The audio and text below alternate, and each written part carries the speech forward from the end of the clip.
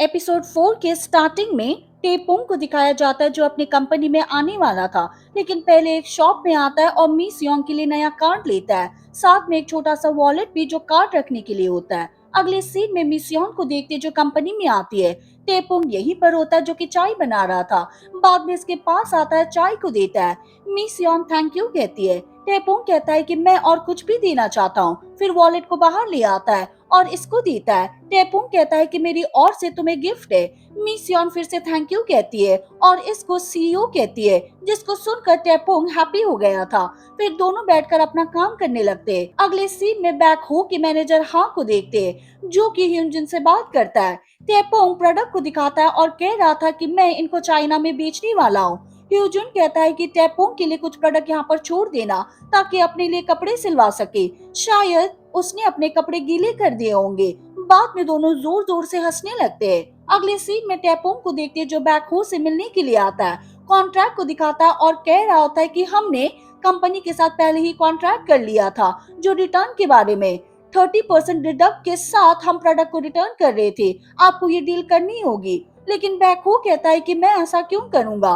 टेपोंग कहता है कि तुम्हारी मर्जी, बाद में जाने लगता है। अब बैकहो ने कह दिया था कि अपनी कंपनी मुझको सौंप दो, बाद में ये डील कर सकता हूँ। टेपोंग कहता है कि तुमने कहा था कि हमारी कंपनी बेकार है, तो तुम उसे क्यों लेना चाहते हो। मुझे लगता है कि वो तुम्हारे लिए बहुत ही इम्पोर्टेंट है।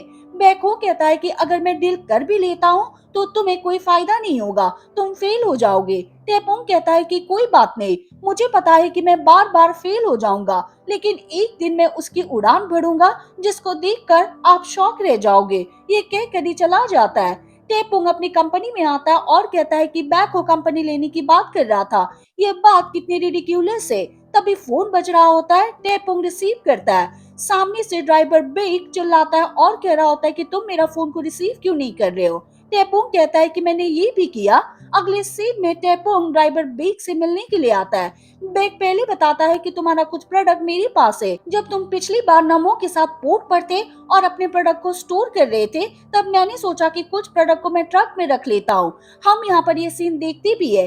मैंने तुम्हारी कंपनी में कई कॉल किए थे, मार्जिन के पास मोबाइल भी भेजा था, लेकिन तुमने कोई रिप्लाई नहीं दिया। मैं कई दिनों से इस प्रोडक्ट को लेकर घूम रहा हूँ, क्या तुम इसके लिए पे कर सकते हो। टेपोंग बहुत ही हैप्पी हो जाता है और कहता है कि मैं कर दूंगा। बेक कहता है कि मैंने सुना है कि बेक ने तुम्हें धोखा दिया, तुम कैसे करोगे, तुम्हारे पास कोई पैसे भी नहीं है। टेपोंग प्रोडक्ट को देखता और कह रहा होता है कि मेरे पास है, मैं इनको बेच सकता हूँ। अगले सीन में मार्जिन को देखते जो एक आदमी के साथ होता है, अपने प्रोडक्ट को रिटर्न करने के लिए कॉन्ट्रैक्ट पर साइन कर देता है। आदमी इसे कुछ पैसे भी देता है। अगले सीन में 3 दिन पहले की सीन को दिखाया जाता है कि क्या हुआ था। टेपोंग पोर्ट पर आ जाता है। बैकहो के लोगों को देख रहा होता है जो कि इसके प्रोडक्ट को यहाँ से एक्सपोर्ट करने वाले हैं। अगले सीन में टेपोंग मिसियोन के साथ होता है, इसको बता देता है कि मैंने पोर्ट पर कितना प्रोडक्ट देखा था। ये एक छोटी सी प्लानिंग बनाते हैं जो कि प्रोडक्ट को रिटर्न करने के बारे में। प्रोडक्ट को इटली में पहुंचाने वाले हैं। मिसियोन टेपोंग से कहती है कि प्रोडक्ट को रिटर्न करने वाली बात कौन बताएगा। अगर तुम जाते हो तो तुम सस्पेक्ट दिखाई दे सकते हो। तभी मार्जिन इन दोनों के पास आता है और कह रहा होता है कि मैंने अभी तक कंपनी नहीं छोड़ी है। बाद में टेपोंग से कहता है कि तुमने मुझे सेविंग अकाउंट क्यों भेजा, क्या तुम मुझे ऑकवर्ड फील करवाना चाहते हो। हालांकि दोनों इसको ही देखे जा रहे थे और कहते हैं कि ये परफेक्ट है, ये हमारा काम कर सकता है। मार्जिन पूछता है कि तुम किस काम की बात कर रहे हो। 3 दिन बाद के सीन को फिर से देखते हैं। मार्जिन ने जिसके साथ कॉन्ट्रैक्ट साइन किया है, ये मैनेजर हाँ होता है। टेपोंग और मिसन यहीं पर होते जो कि इनकी बातें सुन रहे थे। बाद में यहाँ पर मार्जिन आता है, इन दोनों से कह रहा होता है कि काम बन गया। मार्जिन इनको पैसे देता है, लेकिन टेपोंग कहता है कि हम नहीं ले सकते। मार्जिन कहता है कि मैं नहीं ले सकता, नहीं तो मैं देशद्रोही कहलाऊंगा और ना ही मुझे ये सेविंग अकाउंट चाहिए। तुम दोनों कंपनी को अच्छे से हैंडल करना। मी सियोंग टेपोंग से कहती है कि क्या तुम्हें लगता है कि बैकहो डील करेगा। टेपोंग ने कह दिया था कि अब उसके पास कोई ऑप्शन नहीं है, उसे करना ही होगा। अगले सीन में मैनेजर हाँ को देखते हैं जो कि बैकहो से बात करता है। बता रहा था कि हमको रिफंड नहीं मिल सकता। बैकहो कहता है कि तुम कैसी बकवास कर रहे हो। मैनेजर हाँ कहता है कि हम जिस प्रोडक्ट को रिटर्न कर रहे हैं वो कम है, हमें लगता है कि टेपोंग ने कुछ प्रोडक्ट अपने पास रख लिया था। बैकहो इसके पास आता है, इसको मारता है और कह रहा था कि अपना दिमाग खाली करो और कोई अच्छा आइडिया मेरे पास लेकर आना। तभी एक लड़की आती है, बैकहो से कहती है कि सीईओ टेपोंग आपसे मिलने के लिए आया है। वो भी कहती है कि वो सीईओ कब बन गया। सभी बाहर आते इन दोनों से मिलते। टेपोंग प्रोडक्ट को दिखाता और कह रहा था कि ये मेरे पास है। अब आपको पता है कि आपको क्या करना है। आपको इसे परचेस करना ही होगा। अगर आपने ऐसा नहीं किया तो आप पहले से जानते हैं कि आप कितने लॉस में चले जाओगे। बैक को प्रोडक्ट को परचेस करने के लिए रेडी हो जाता है। हालांकि ह्यूजन ऐसा नहीं करने के लिए मना करता है। टेपोंग को भी हंसी आ जाती है। बैको इसको देखता है और कहता है कि तुम्हें क्या लगता है कि तुम जीत गए।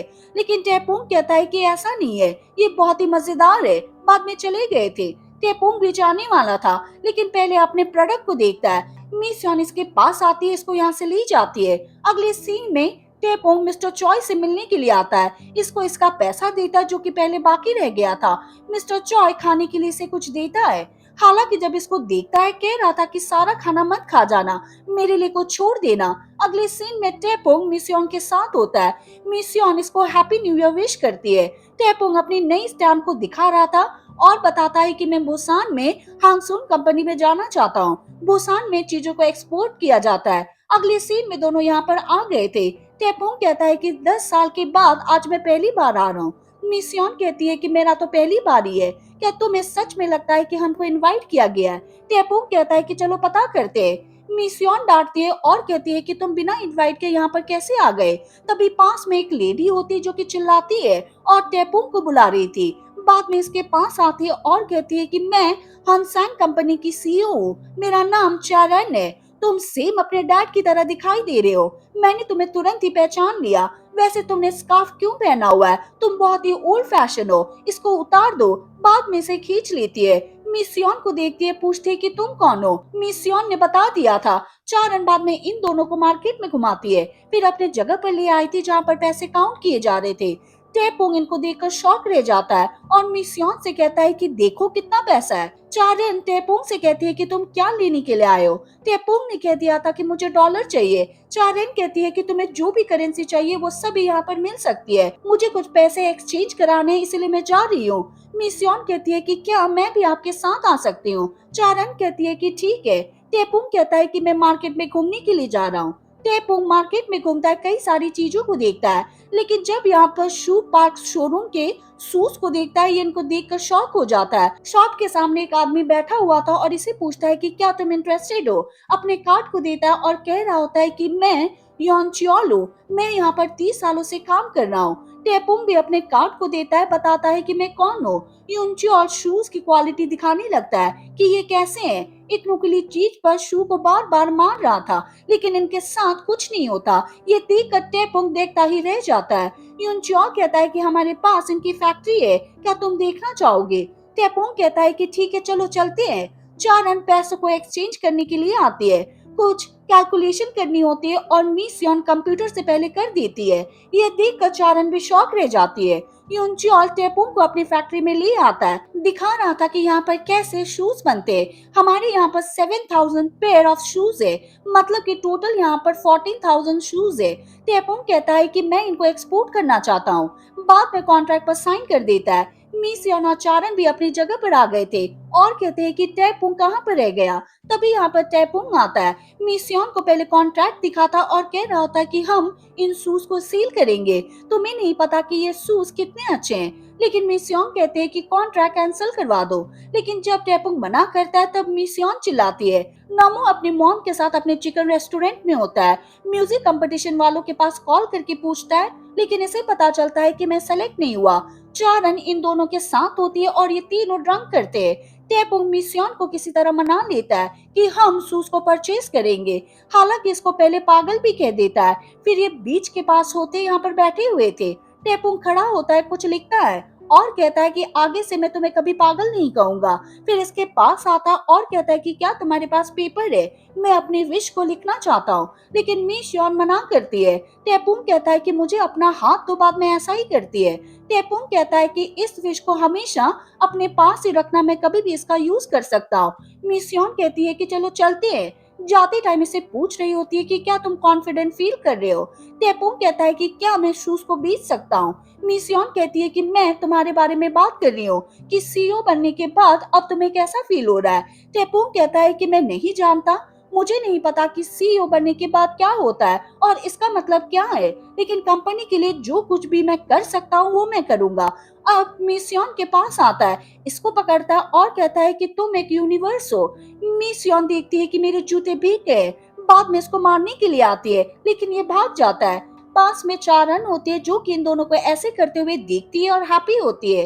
अगले सीन में टैपों केक खरीदने के लिए आता है क्योंकि आज क्रिसमस है। फिर अपने घर पर आता है, लेकिन यहाँ पर पहले से कई आदमी होते हैं। इसकी मॉम भी यहाँ पर होती है।